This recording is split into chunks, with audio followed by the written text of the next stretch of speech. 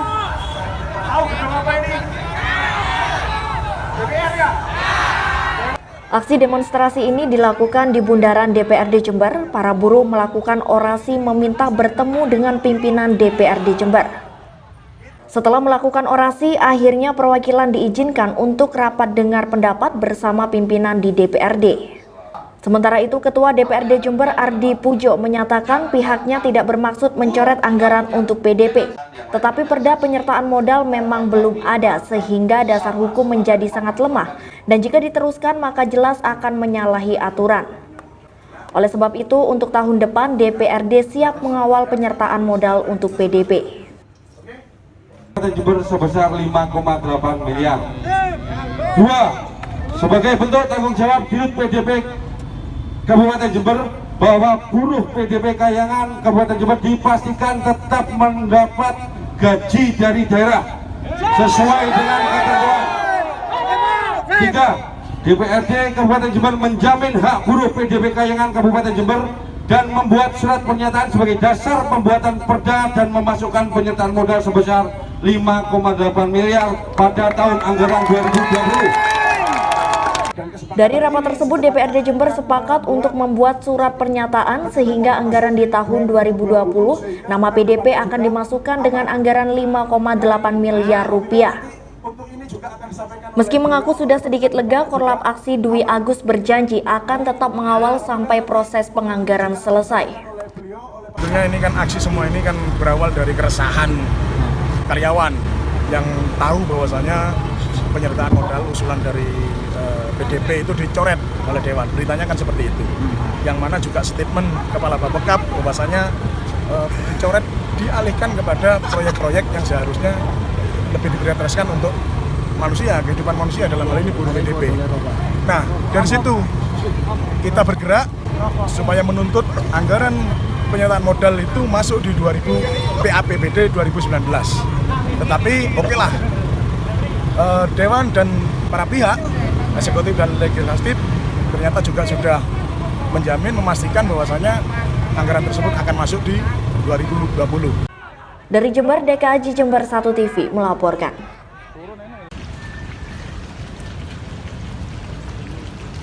Lengan alat berat crane yang digunakan untuk membangun gedung kembar di depan Fakultas Kedokteran Gigi Universitas Jember patah dan menimpa 3 rumah warga di lingkungan Tegal Boto, Sumbersari, Jember. Menurut saksi Vendu, peristiwa yang terjadi sekitar pukul 11 waktu Indonesia Barat itu juga mengakibatkan 1 orang warga bernama Sukari mengalami luka cukup serius di kepalanya. Diketahui korban saat itu sedang memperbaiki toilet rumah saat tertimpa alat berat kren tersebut. Fendi mengaku masih menunggu pertanggungjawaban dari pihak CV yang mengerjakan proyek pembangunan gedung. Sekitaran jam 11. Jam 11 ya. Tadi waktu kejadian itu jenengan sama bapak sedang ngapain? Bapak betulin kamar mandi. Terus jenengan? Tadi di dalam langsung bunyi gerawakan itu dan. Gerawakan itu ya. Iya. Terus sekarang posisi bapak ada di mana? Di rumah sakit. Di rumah sakit. Kepalanya bocor. Kepalanya bocor. Kepala bocor. Iya. Ini berapa rumah yang kena? 3 rumah. 3 rumah, 1, 2, 3. Tapi jadi korban hanya bapaknya dengan aja. Iya, korban cuma bapak. Bagian Humas Universitas Jember yang melalui Kasubag Humas Rohmat Hidayanto menyampaikan bahwa peristiwa patahnya kren yang menimpa rumah warga itu menjadi tanggung jawab pihak CV.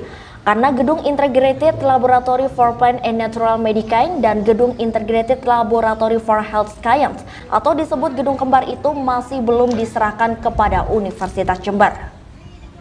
Jadi gedung kembar begitu, ini masih dalam proses, artinya belum selesai dan belum diserahkan ke Universitas Jember, jadi masih dalam tanggungan pihak kontraktor. Ini patah. Untuk tindak lanjut berikutnya berarti gimana? Karena ini memang belum diserahkan ke Universitas Jember, jadi penyelesaiannya pihak kontraktor dengan warga. Tadi karena kerennya kan menimpa warga. Dari Jember, DKAJ Jember 1 TV melaporkan. Untuk mengetahui penyebab pasti peristiwa jatuhnya kren proyek pembangunan gedung laboratorium di Universitas Jember yang menimpa pemukiman warga, Petugas Polres Jember mulai melakukan olah TKP dan memeriksa 2 orang saksi dari pihak pengerjaan proyek, yakni operator dan pimpinan proyek. Namun menurut Kasat Reskrim Polres Jember AKP Jumbo Yadwivana Kontason, sampai saat ini masih belum bisa disimpulkan kejadian detailnya karena masih dalam tahap pengukuran dan meminta keterangan saksi. Tidak tahu untuk bagaimana kejadiannya, bagaimana terjadinya, dan apa penyebabnya. Jadi hari ini kita lakukan olah TKP, hanya melakukan beberapa tindakan pengukuran, dan kita paket ambil interogasi dari beberapa rekan-rekan karyawan dan pekerja lain yang ada di sana. Nah, mungkin hari ini teman-teman tadi kita lakukan ambil keterangan. Namun pihaknya masih akan mencari tahu apakah peristiwa ini kesalahan dari teknik pergantian crane ataukah human error. Nantinya petugas akan memeriksa saksi lain dan mendatangkan saksi ahli selama pemeriksaan proyek pembangunan tetap berlanjut. Dari Jember, DKJ Jember 1 TV melaporkan. Acara dialog publik bertajuk Membangun Jember Perlu Politik Anggaran yang Tepat ini digelar oleh Universitas Jember dan Persatuan Wartawan Indonesia atau PWI Jember. Dalam kegiatan tersebut, sejumlah tokoh masyarakat dan aktivis menyoroti kinerja Pemkab Jember yang dinilai kurang maksimal dalam membangun Kabupaten Jember. Hal itu dibuktikan dengan realisasi serapan anggaran pembangunan yang dinilai masih kurang. Bahkan dana sisa lebih perhitungan anggaran atau SILPA APBD Jember tahun ini mencapai angka 700 miliar rupiah. Dana besar yang gagal digunakan untuk pembangunan daerah tersebut dinilai menjadi salah satu faktor utama penyebab ketidakmerataan sosial ekonomi yang dialami masyarakat Jember, sehingga terdapat segelintir penduduk yang terlampau kaya, namun lebih banyak yang hidup di posisi menengah ke bawah secara ekonomi. Menurut anggota Komisi B DPRD Provinsi Jawa Timur Muhammad Fawaid, Kabupaten Jember memang terkenal sebagai daerah SILPA besar, sehingga dipastikan banyak masyarakat yang tidak menikmati kue pembangunan yang tersusun dalam APBD seperti sektor pertanian, perkebunan, peternakan, dan sektor lainnya. Bahkan pria yang akrab dipanggil Gus Fawaid ini menyebut Pemkab telah zolim ke masyarakat sehingga ke depan harus menjadi koreksi yang serius. Negara kepentingan politik tidak, saya yakin beliau akademisi ngomong by data dan keilmuan. Ketika kita ngomong ketimpangan, ternyata di Jember ketimpangannya semakin tinggi. Artinya APBD yang sudah silpannya makin banyak dinikmati oleh hanya sebagian kecil rakyat Jember. Pemerataan tidak semakin rata. Nah, disitulah kenapa saya katakan zolim. Sudah APBD-nya ini tidak terserap dengan baik, artinya tidak semua terserap dengan baik. Yang terserap itu tidak untuk masyarakat banyak. Apalagi tadi ditambahi bagaimana sektor ekonomi, sektor pertanian. Diharapkan pembangunan di Kabupaten Jember bisa lebih merata sehingga tidak hanya berpusat di daerah perkotaan, melainkan juga harus di kawasan pinggiran. Sayangnya Bupati dan Wakil Bupati selalu tidak hadir dalam acara dialog publik tersebut. Dari Jember, DKJ Jember 1 TV melaporkan. Indeks Gini adalah koefisien yang biasa digunakan untuk mengukur kesenjangan pendapatan dan kekayaan di sebuah daerah. Di Kabupaten Jember, indeks rasio Gini adalah 0,34. Ini artinya perekonomian masih dikuasai oleh segelintir penduduk saja, sedangkan jumlah penduduk yang hidup di level menengah ke bawah jauh lebih banyak. Berdasarkan data dari Badan Pusat Statistik atau BPS Jember, pengeluaran per kapita masyarakat Jember adalah 9,9 juta rupiah per tahun pada tahun 2018. Pengeluaran per kapita ini akan berdampak pada peningkatan PDRB, Produk Domestik Regional Bruto, karena daya beli masyarakat tinggi.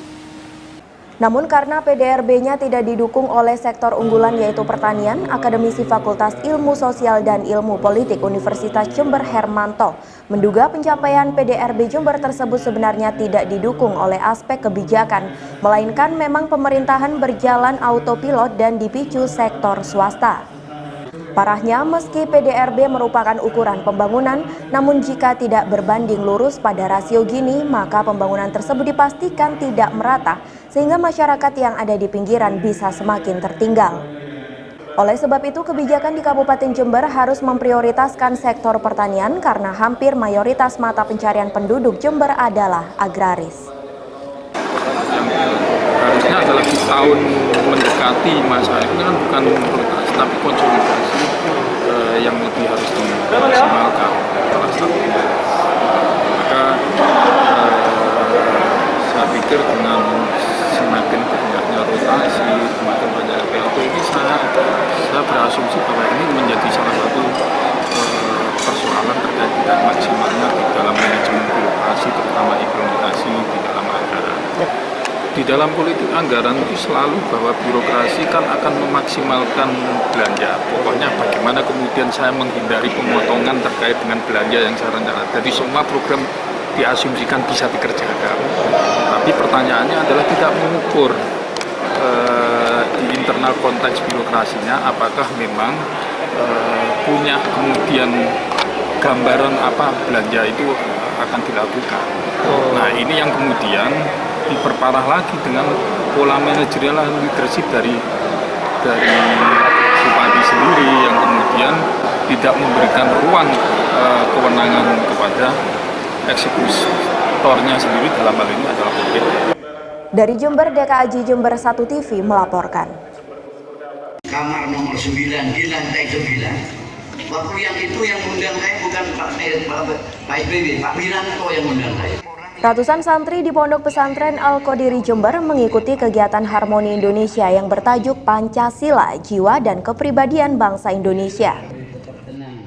Dalam acara yang digelar oleh penggerak budaya Nusantara bersama Direktorat Jenderal Informasi dan Komunikasi Publik Kominfo Republik Indonesia itu, Direktur Eksekutif Institut Demokrasi Republikan Saiful Arif menyinggung hasil temuan survei yang pernah dilakukan setara institut, yaitu ada 23% mahasiswa muslim di Indonesia yang siap berjihad untuk menegakkan khilafah, sehingga dipastikan mereka menolak Pancasila. 23% pelajar SMA yang juga siap berjihad untuk khilafah, dan yang paling mengejutkan adalah 18% pegawai swasta dan 19,4% aparatur sipil negara atau PNS juga menolak Pancasila. Biasanya doktrin yang sering mereka pakai adalah membenturkan antara syariat dengan Pancasila. Padahal menurut ulama-ulama besar seperti Kiai Ahmad Siddiq Jember dan Gus Dur, nilai-nilai Pancasila sama sekali tidak bertentangan dengan Islam. Bahkan nilai-nilai Pancasila tersebut merupakan bagian dari nilai-nilai Islam, seperti kandungan tauhid pada sila pertama dan makosid syariah pada sila-sila selanjutnya, utamanya pada poin persatuan, kemanusiaan, dan keadilan sosial.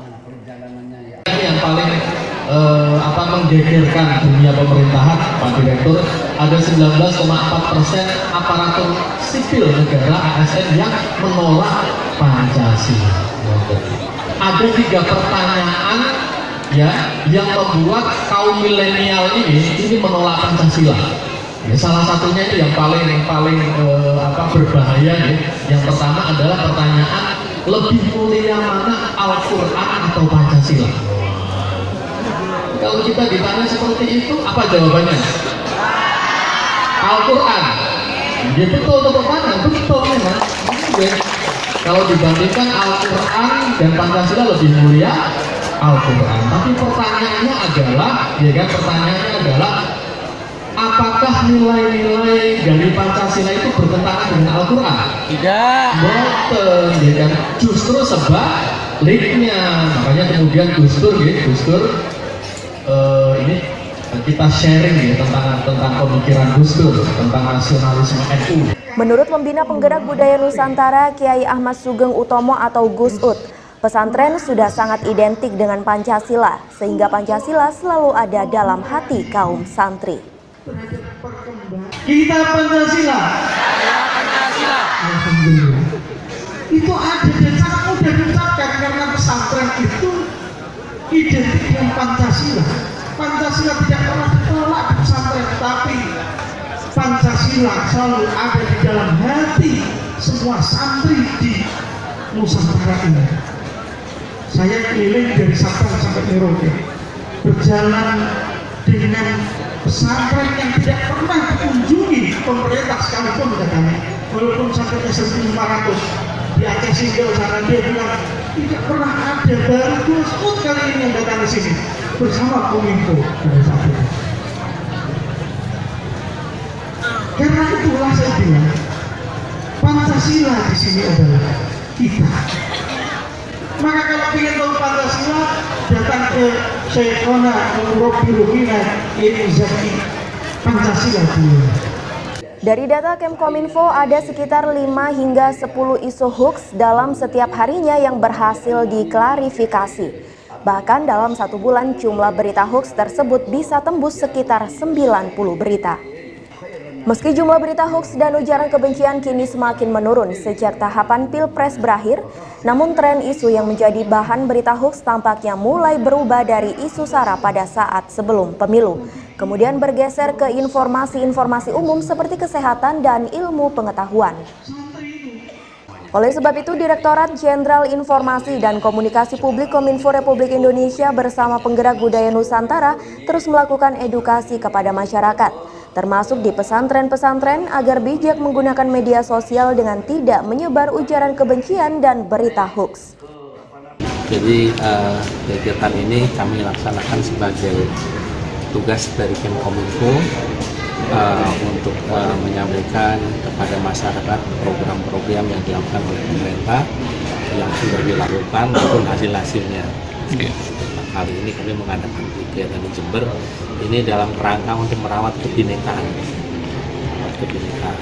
Sebagaimana kita tahu kan Indonesia terdiri dari beragam suku bangsa, dan itu satu berkah buat kita dan itu harus kita rawat. Satu berkah yang diterima dari Allah yang harus kita rawat, harus kita jaga supaya kita bisa tetap satu. Nah, kali ini kita mengadakan di pondok pesantren ini, insya Allah yang hadir banyak dan insya Allah juga apa yang kita sampaikan akan menjadi hal-hal yang sifatnya positif yang diterima oleh para santri. Dari Jember, Tim Liputan Jember 1 TV melaporkan.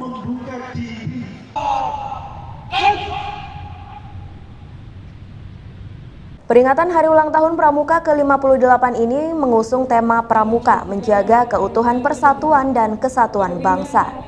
Bersama elemen lainnya, Pramuka sebagai garda terdepan dewasa ini mempunyai peran yang lebih konkret. Selain mencetak generasi penerus bangsa yang tangguh, Pramuka masa kini juga mengemban tugas turut ikut membangun keutuhan persatuan Republik Indonesia. Diharapkan khususnya di Kabupaten Jember, gerakan Pramuka agar terus menunjukkan eksistensinya serta semakin semarak baik dari sisi kegiatannya maupun memperkuat kekompakan antar anggota di seluruh Kabupaten Jember. Kita sedang melaksanakan, baru saja selesai melaksanakan upacara Hari Peringatan Pramuka yang ke-58 tahun 2019 dengan mengusung tema Pramuka siap untuk membangun keutuhan Negara Kesatuan Republik Indonesia. Dan alhamdulillah berjalan dengan lancar dan lebih menyentuh hati lagi. Bersama kita pada pagi hari ini adik-adik dari Defable yang insya Allah Oktober nanti akan mengikuti sebuah rangkaian acara di Banyuwangi. Nah, saya berharap dengan pelaksanaan Hari Ulang Tahun Pramuka yang ke-58 ini, gerakan Pramuka di Kabupaten Jember semakin semarak dan ada beberapa ranting yang kemarin sempat vakum. Alhamdulillah sekarang semuanya sudah bangkit lagi. Insya Allah mungkin hanya tinggal 1 kecamatan yang belum dilaksanakan pelantikan. Semuanya sudah bangkit lagi dan seperti tadi sudah kita lihat bersama, ada beberapa kawaran yang dalam pendataan keanggotaan itu ada yang sudah sampai 8.000 dan ini masih kecil sebetulnya kalau dibandingkan dengan jumlah keanggotaan Pramuka yang sesungguhnya. Turut hadir dalam upacara Hari Ulang Tahun Pramuka ke-58 Forkopimda Kabupaten Jember serta jajaran Pramuka se-Kabupaten Jember. Dari alun-alun, Yudis Abi, Jember 1 TV melaporkan.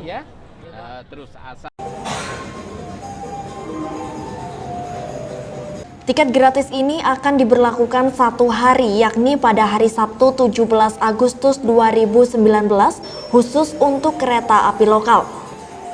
Untuk Daob 9 Jember, pemberlakuan tiket gratis pada kereta api Pandanwangi jurusan Jember dan Banyuwangi. Teknisnya, para calon penumpang tetap harus memiliki tiket dengan cara pembelian tiket secara go-show pada hari H perjalanan kereta di stasiun. Untuk kereta Pandanwangi Jember Banyuwangi mempunyai kapasitas 636 penumpang, namun sesuai aturan yang berlaku, nantinya kereta Pandanwangi kapasitasnya akan bertambah 50%. Jadi kereta tersebut akan menampung sejumlah 900 lebih penumpang dalam 4 kali perjalanan kereta. Pemberlakuan tiket gratis ini sebagai wujud kepedulian KAI dalam gerakan nasional menggunakan transportasi massal, serta ikut menyemarakan Hari Ulang Tahun Republik Indonesia yang ke-74. Untuk itu, bagi masyarakat Jember bisa memanfaatkan momentum ini untuk melakukan perjalanan menggunakan kereta. Untuk memperingati Hari Ulang Tahun Kemerdekaan Republik Indonesia yang ke-74, PT KAI Daob 9 Jember akan menggratiskan tiket untuk perjalanan kereta api lokal Pandanwangi pada tanggal 17 Agustus 2019 nanti.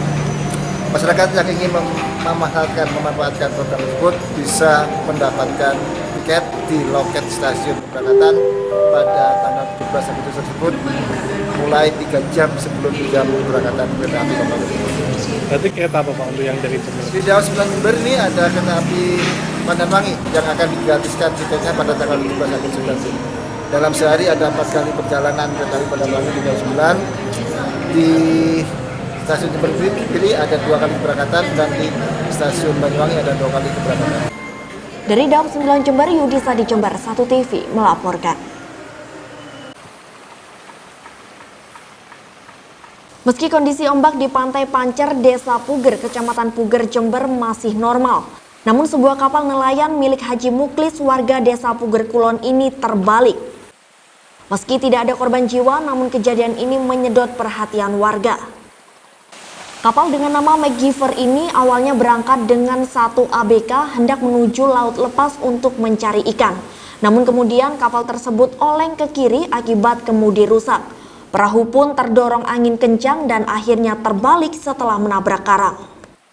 ABK dan nelayan setempat berusaha mengais sisa-sisa barang yang masih bisa diselamatkan seperti jaring dan mesin kapal. Menurut nelayan Nur Yahdi, peristiwa kapal terbalik di pintu pelawangan Pantai Pancer Puger ini kerap kali terjadi, apalagi di musim angin kencang pada bulan-bulan Agustus dan September yang biasanya juga disertai oleh ombak tinggi. Kejadian perahu terbalik ini karena kemudi yang patah Mas di tengah-tengah pelawangan. Karena angin timur sama tenggara cukup kencang, akhirnya perahu terbawa ke pinggir di atas batu. Sekarang? Nah, sebenarnya ketinggian ombak tidak seberapa tinggi Mas, lagi bagus 1,5 meter, lagi kondusif ombak. Terus ini perahunya seperti apa nih? Perahunya sepi, sekarang lagi hancur Mas di depan. Dari Puger, Bambang Sugiarto, Jember 1 TV melaporkan. Rumah Fauzi, 40 tahun, warga Desa Kaliwining, Kecamatan Rambi Puji, Jember, dikerumuni oleh banyak warga. Pemilik rumah Fauzi ditemukan tewas, sementara anak balitanya yang berumur 1 tahun dalam kondisi lemas memeluk perut korban. Korban diduga tewas sejak 3 hari lalu, karena kondisi korban sudah membusuk. Polisi kemudian mengevakuasi balita Nisa ke rumah bidan setempat untuk mendapatkan perawatan lebih lanjut. Sementara tim identifikasi Polres Jember menggelar olah kejadian perkara. Kejadian ini terbongkar berkat kecurigaan warga yang mencium aroma bangkai dari rumah korban. Warga curiga kemudian berusaha mengetuk pintu rumah namun tidak ada respon dari korban. Lalu warga yang merasa curiga kemudian melaporkan kejadian tersebut ke polisi. Polisi dibantu warga kemudian mendobrak pintu rumah dan mendapati korban tewas, sementara anaknya berada di samping korban dalam keadaan lemas. Sebelum 3 hari itu anak saya main bola sama tetangga, itu terbau kayak semacam batang gitu kan. Bangkai? Ya bangkai. Nah ya itu, akhirnya sampai 3 hari terus laporan ke keluarganya, Pak Kampung nelpon ke kepolisian. Pak, di sini tinggal sama siapa aja? Di sini pertama tinggal sama istrinya. Istrinya itu sekarang ada di luar negeri, TKW. Dari keterangan warga, korban tidak terlihat sejak 3 hari lalu. Warga terakhir kali melihat korban pada Sabtu lalu saat memberi nasi kotak tasyakuran. Sejak itu, korban tidak terlihat dan rumah dalam keadaan terkunci.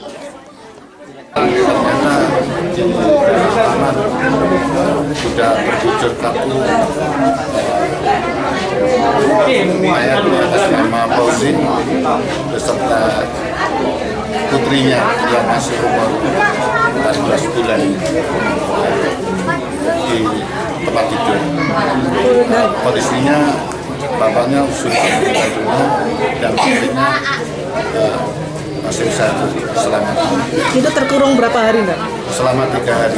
Dan itu menurut keterangan saksi atau teras rumah, malam Minggu masih ketemu, malam Seninnya yang udah nggak terus hari Senin sampai sekarang. Dan itu posisi ketika ditemukan putrinya seperti apa, nih? Putrinya memeluk bapaknya. Kondisinya lemah. Ya, lemah. Jadi selama 3 hari itu dia nggak makan apa-apa dan ketika diolah TKP dan nggak terjadi makanan apa? Karena menurut keterangan saksi tersangkanya dimulai malam Senin yang tidak keluar rumah. Sementara itu, kondisi balita Nisa keadaannya kini sudah terus membaik setelah mendapatkan perawatan dari petugas kesehatan setempat. Alhamdulillah sudah agak mendingan. Mau makan, mau minum ya? Kalau untuk barusan muntah anaknya 1 kali, belum sakit.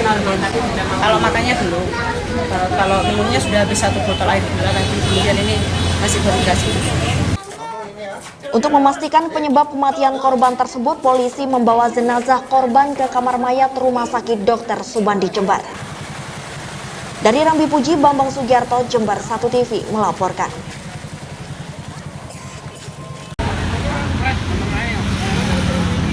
Pawai ini diawali dari sekitar DPRD Jember menuju Taman Makam Pahlawan dan kembali lagi ke DPRD Jember.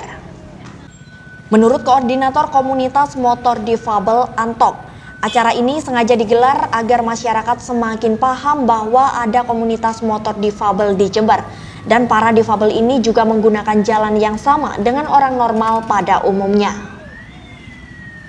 Selama pawai, Antok mengaku banyak masyarakat yang terkejut melihat difabel juga bisa membawa kendaraan sendiri. Bagi Antok, kaum disabilitas juga mempunyai hak yang sama untuk memakai fasilitas umum termasuk jalan raya. Parade motor difabel ini dalam rangka menyemarakan hari ulang tahun kemerdekaan Republik Indonesia yang ke-74. Sosialisasi juga kepada masyarakat luas bahwa di Jember ini ada komunitas difabel yang dasarnya juga perlu dipenuhi. Kita juga ingin menggugah kepedulian masyarakat dan pemerintah bahwa difabel adalah warga negara yang punya hak yang sama dengan yang lain.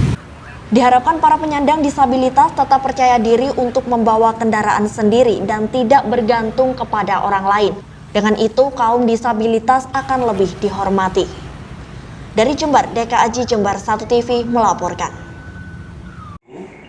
Ada 700.000 Usai rapat dengar pendapat bersama Komisi D DPRD Jember, Ketua PGRI setempat Supriyono menyayangkan Bupati masih memberikan honor sangat minim kepada guru tidak tetap atau GTT, yakni hanya Rp350.000 per bulan. Sementara honor di atas 1 juta hanya bisa diterima oleh 10% GTT saja dan sisanya sekitar Rp700.000. Kondisi ini tentu sangat jauh dari kata sejahtera dan dikhawatirkan bisa berdampak pada kurang maksimalnya proses kegiatan belajar mengajar. Tak hanya itu, pegawai tidak tetap atau PTT juga mengalami nasib yang miris karena hanya digaji Rp150.000 per bulan. Para kepala sekolah juga takut untuk mengeluarkan gaji yang lebih besar karena tidak ada di anggaran Bosda dan Bosnas. Sehingga tidak sedikit kepala sekolah yang terpaksa membayar PTT dengan uang pribadi. Ya artinya begini,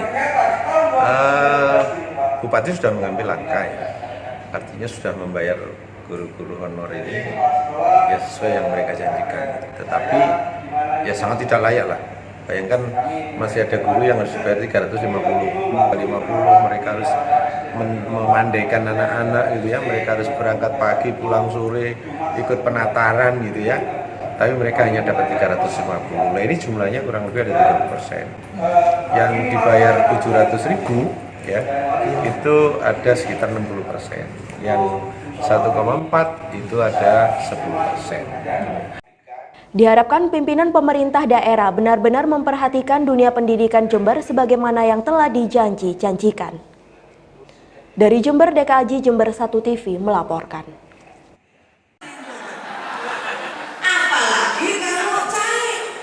Sosialisasi ini dilaksanakan di Aula PB Sudirman Pemkab Jember. Bupati menjelaskan terkait payung hukum Pilkades yakni Undang-Undang Nomor 6 Tahun 2014 tentang Desa. Dalam undang-undang tersebut diatur tentang pembiayaan Pilkades dibebankan oleh APBD kabupaten atau kota adalah untuk pengadaan surat, kotak suara, dan kelengkapan lainnya. Namun meski demikian, pelaksanaan Pilkades memerlukan hal-hal di luar yang didanai APBD, maka bisa menggunakan APBDes dan sumbangan masyarakat. Salah satu contoh misalnya tentang honor lembur yang acuannya di APBD. Bila melebihi acuan tersebut maka diperbolehkan dianggarkan dari luar APBD. Bupati menambahkan nantinya dari Pemkab akan ada tim pendamping dari Badan Pengelola Keuangan dan Aset Daerah dan juga Inspektorat Pemkab Jember supaya tidak menemui masalah di belakang hari terkait penggunaan anggaran atau pada prinsipnya jangan sampai ada penggunaan anggaran yang double. Kali hari ini saya kumpulkan semua camat, panitia yang diwakili ketua sekretaris bendahara dari 161 desa plus BKD masing-masing desa plus PJKdes 161 desa yang Pilkades. Saya merasa belum semua tersosialisasikan, lebih baik meskipun dinilai terlambat saya lebih baik memutuskan untuk saya sosialisasi ulang selengkap-lengkapnya sebagai satu tanggung jawab. Dan saya merasa mereka berhak mendapatkan pendampingan supaya tidak muncul masalah di belakang hari. Oleh karenanya mulai besok saya turunkan dari tim dari BPKA dan Inspektorat untuk mendampingi dan mengevaluasi RAP panitia, terutama untuk pembahasan penggunaan anggaran supaya tidak overlap dengan yang sudah ada di APBD Kabupaten Jember. Dari Jember, Yudis Adi, Jember 1 TV melaporkan.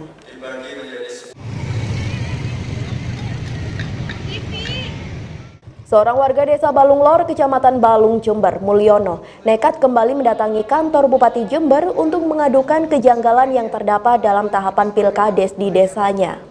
Pria yang berprofesi sebagai tukang cukur ini mengaku sudah 3 kali datang ke kantor Bupati namun tak kunjung ditemui.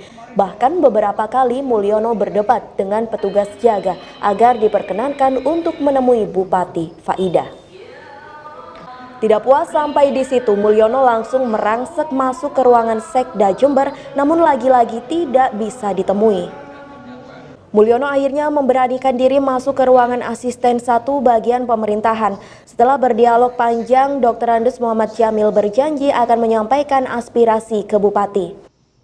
Saya menyampaikan pada panjenengan agar supaya panjenengan menghadap kepada yang memiliki kewenangan terkait dengan Pilkades, Bupati. Tentunya Bupati, ya kan? Ya. Tetapi OPD yang menangani, OPD yang diberikan kewenangan untuk menangani berarti adalah di Pemasdes. Besok ya, Dinas Pemberdayaan Masyarakat dan Desa yang ada di Jalan Jawa. Sudah Pak, kami sudah berkomunikasi dengan Pak Heru. Pak Heru melempar. Mulyono mengaku kecewa karena beberapa kali tidak berhasil bertemu dengan Bupati pilihannya itu. Saya kayaknya diadu ternyata bayar Pak. Bayar kata-katanya sumbangan. Bupati bilang sumbangan tidak mengikat, ternyata diikat. Kok Bupati Faidah gak turun tangan? Temukan saya di mana panitia. Jangan sampai saya bertengkar sama panitia. Ya, tadi ketemu sama siapa aja Pak? Sama ajudannya 2 itu. Ya. Katanya Bupati keluar, Bupati gak ada di atas. Kok keluar di atas gak ada? Gimana itu maksudnya itu? Kok sulit bener?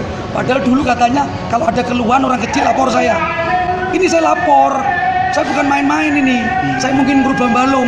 Kalau Balung Lor maju, Saya yakin Bupati Faida bagus. Balung Lor hancur, pavingnya rusak, aspalnya rusak, kelencengan roboh. Ya hancur Bupati Faida. Itu ibuku, bupatiku, saya yang nyoblos. Kalau ada keluhan lapor aku. Ini lapor saya. Kemana saya harus lapor? Harus ke Pak Jokowi, ke Bu Surabaya. Seperti diberitakan sebelumnya, Mulyono tidak diterima saat mendaftarkan sebagai calon Kades karena tidak sanggup membayar sumbangan yang ternyata ditetapkan sebanyak 5 juta rupiah untuk masing-masing bakal calon. Dari Jember, Tim Liputan Jember 1 TV melaporkan.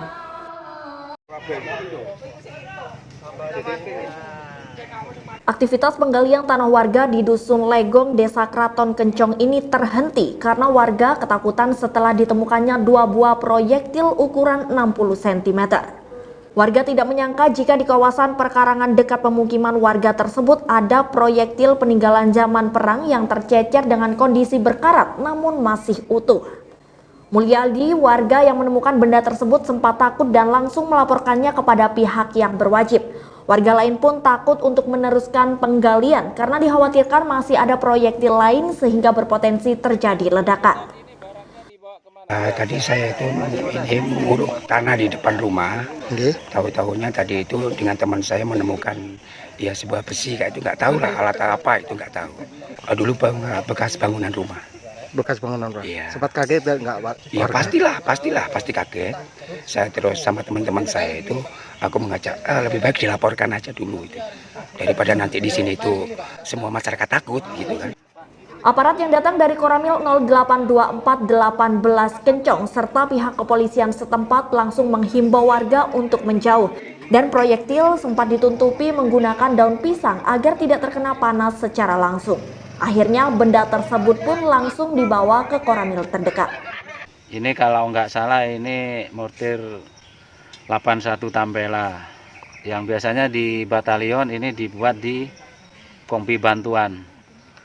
Dibawa ke Koramil dulu tapi yang mau bawa ragu-ragu ini. Nah, kalau menemukan lagi diamankan, tidak usah dipukul-pukul. Ditempatkan di tempat yang sejuk, tidak panas, karena ini masih aktif, masih bisa kemungkinan bisa meledak.